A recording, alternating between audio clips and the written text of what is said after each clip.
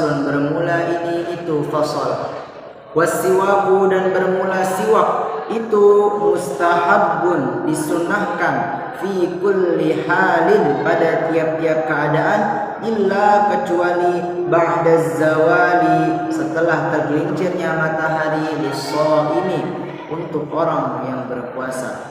Wa huwa, dan bermula siwak, fi thalathati mawadhi'a, pada 3 tempat itu, asyaddu istihbaban, asyaddu sangat dianjurkan, apanya?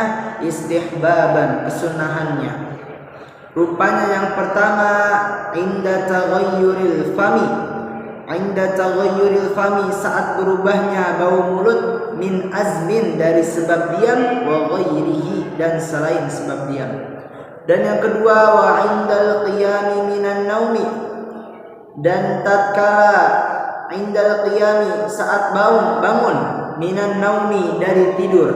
Lalu yang ketiga, wa indal qiyami ila sholati, wa indal qiyami, dan tatkala mendirikan atau bangun atau berdiri, ila sholati, kepada sholat. Pemirsa Istana Al-Quran Channel dimanapun berada, pada kesempatan kali ini kita akan melanjutkan kajian kita pada kitab Matan Waya wa Taqrib karangan Al-Qadi Abi Sujah Ahmad bin Al-Husain bin Ahmad Al-Asfahani, yang mana pada kesempatan kali ini kita akan membahas satu benda yang sangat Rasulullah SAW sunahkan untuk kita memakainya, yaitu siwak. Langsung saja kita masuk pembahasannya. Kata mu'allif hadzal kitab, wasiwaku mustahabun, siwak itu disunahkan. Kenapa bisa disunahkan? Karena Rasulullah SAW memakai pada setiap harinya, sering sekali memakai siwak. Bahkan Rasulullah SAW bersabda dalam satu riwayat, laula an asyqa ala ummati la amartuhum bisiwaki 'inda kulli sholati. Seandainya tidak membuat umatku berat, aku akan mewajibkan, memerintahkan mereka untuk memakai siwak pada setiap sholat. Ini menjadi pertanda bahwa betapa istimewanya sepotong kayu yang berfungsi untuk membersihkan mulut kita di mata Rasulullah SAW, sampai-sampai Nabi hampir saja mewajibkan memakai siwak untuk kita semuanya. Diwajibkannya pada kapan saja?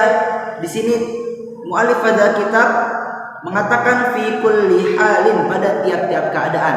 Jadi boleh kita lagi nganggur kita bersiwak, itu akan menjadikan kita mendapatkan pahala karena mengamalkan sunnah daripada Rasulullah SAW. Tapi ada pengecualian dari mu'allif, illa ba'da zawali lis-shaimi, kecuali setelah tergelincirnya matahari untuk orang-orang yang berpuasa. Nah, jadi kalau kita puasa matahari udah tergelincir, nah kalau kita bersiwak itu menjadi makruh hukumnya. Lalu bersiwak, kata mu'allif, ada 3 tempat yang mana itu sangat-sangat disunahkan untuk kita memakai siwak. Kapan aja sih? Kata mu'allif pada kitab, yang pertama, inda taghayyuril fami, saat berubahnya bau mulut, min azmin, dari sebab diam, wa ghairihi, dan selain sebab diam.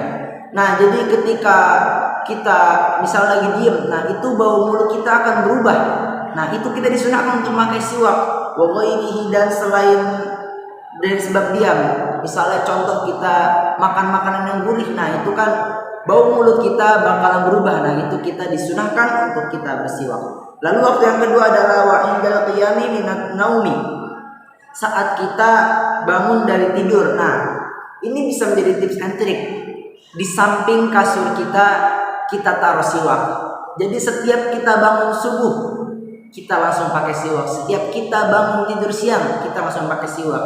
Yang mana itu akan bernilai pahala besar di hadapan Allah Subhanahu wa taala karena kita menghidupkan sunnahnya Nabi sallallahu alaihi wasallam.